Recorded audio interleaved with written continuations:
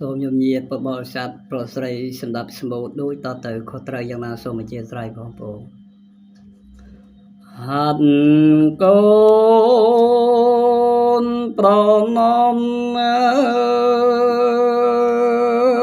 អើយអញ្ញលីបង្គំ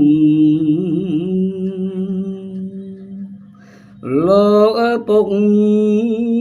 យ៉ាងណាបាយជាព្រំបង្កើត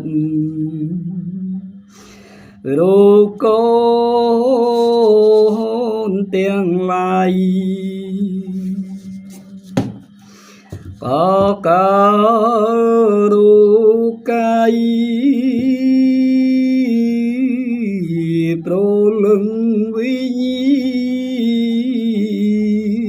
ណឡតវេមានគុណអើយដឹងអននោះ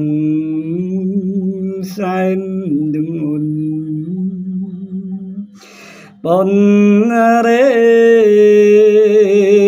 ពុំបា